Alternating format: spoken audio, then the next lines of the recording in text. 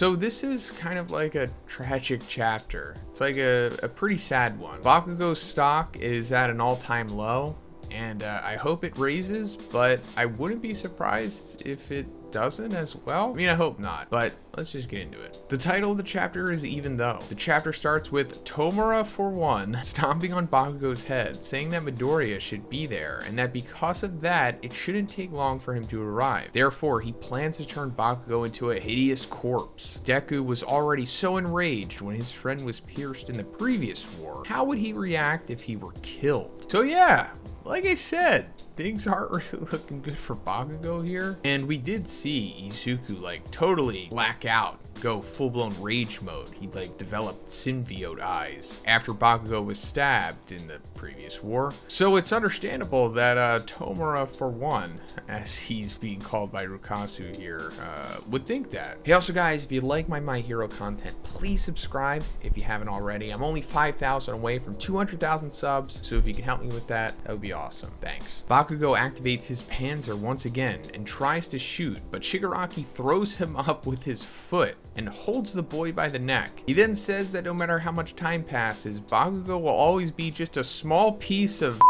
compared to One for All. That's some pretty extreme dialogue there. And man, just so demeaning for Bakugo, just destroying him physically and spiritually. Like we saw in the previous chapter, he like destroyed his arm, took off a piece of the right side of his face, but now it's just mental destruction at this point. This is like one of the harshest insults I've ever seen Shigaraki or All for One dish at somebody. Usually it's more subtle than this, especially with All for One. He'll call them like an insect or something, but this is just going into like Twitter territory. That's when Nejiri arrives with a new attack, Gring Pike, but All for One holds Bakugo as hostage, forcing her to redirect the blow to dodge him. It is at this point that Shigaraki feels his back being stabbed, and we see that Sun Eater was camouflaged nearby, now has two huge scorpion tails, and is using them together with octopus properties. Hey, also guys, if you're wondering how I've been cranking out all this content lately and getting up early for these spoilers, well, it's because of gamer subs. I've really loved this stuff.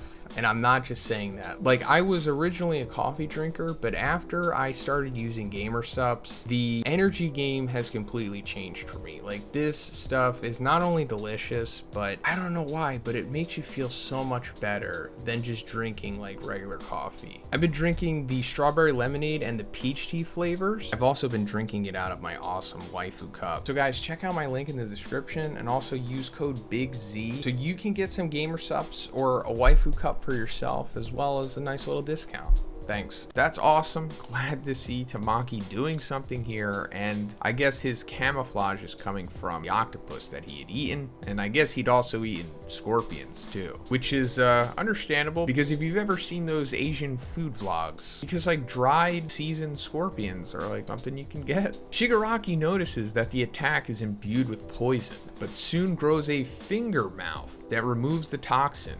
More strange fingers begin to grow on a large scale, and he says that his body will always adapt to the situation. Okay, never mind. Didn't really matter. It seemed like before he wasn't like fully in control of the quirk singularity finger flesh growth thing going on here, but now he's like completely in control of it. And now he's just draining poison through them. I mean, they're pretty much a quirk at this point without it actually being one. Mirio then appears and rescues Bakugo, throwing him back to Genus. Okay, so Mirio finally doing something here. We saw him reappear in the previous chapter and reunited with the big three. And we are seeing them all work together here, I guess, for the first time, right? And that's great, but it just would have been better if it was against somebody who wasn't like on God mode at the moment. But better than nothing. Tomura, for one, remembers his face from the last war, and he introduces himself as Lemillion, the messenger bodyguard. He asks why Shigaraki wants so badly to destroy everything, and he replies that it is because the whole structure of society is flawed. Yep, that pretty much sums up All for One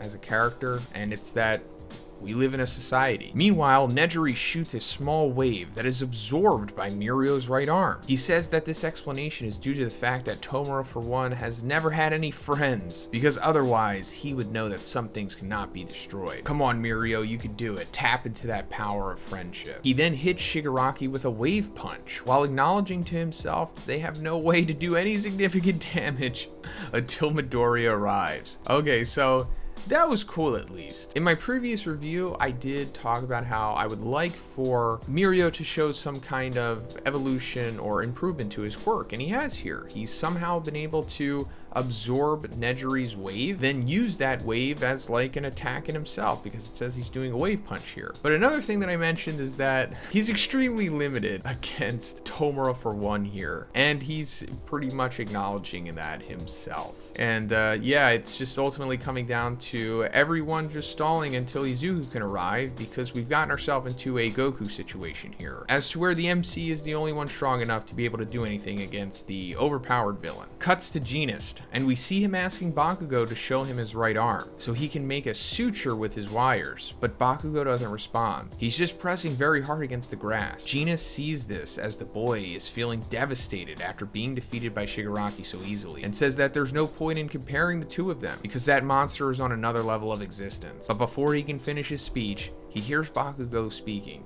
Finger, right, faint. Bakugo continues watching the battlefield and analyzing the situation as if he were there. Even though he has been knocked down and crushed, Dynamite's spirit remains firm and strong. End of chapter. So that's good and bad, I guess. Like I was saying with Izuku essentially becoming Goku, seems like Bakugo has unfortunately become Vegeta, which is not good. I mean, I hope this isn't like the fate of Bakugo here. I mean, Horikoshi does seem to like Bakugo, and he's painfully aware that Bakugo is pretty much the most popular character, considering that he always gets #1 in the popularity polls. So I'm assuming that something is going to happen here, and Bakugo is going to have some kind of second wind. I mean, maybe he'll get some kind of like mid-fight quirk evolution, and his explosion quirk goes to the next level and it becomes busted. I'm not saying it's going to become as strong as it was in the Two Heroes movie, but you know, some kind of improvement here. Or, you know, Eri can just show up and rewind everyone like I've been saying. But also, speaking of the Two Heroes movie, Bakugo got One for All, and it made him as strong as you'd think it would. And also, Horikoshi said that that was like his idea for the original ending of the series. And at this point, it seems like that's the only real thing that could make Bakugo or anyone else a substantial help here to take out All for One, rather than it just coming down to Izuku basically taking care of everything for himself. But considering that it happened in the Two Heroes movie, it's probably not going to happen again, unfortunately. Although I would like to see Bakugo get a little taste of that power one more time. It's just unlikely at this point. But yeah, let me know what you think about this chapter in the comments, guys. What do you think is going to happen with Bakugo? Is he going to have a comeback, or is he just regulated to Vegeta status at this point, and he's going to have a very disappointing end in the series? Let me know. And if you liked the video, please give it a like, and please subscribe if you haven't already. Have a great day, and I'll see you in the next one.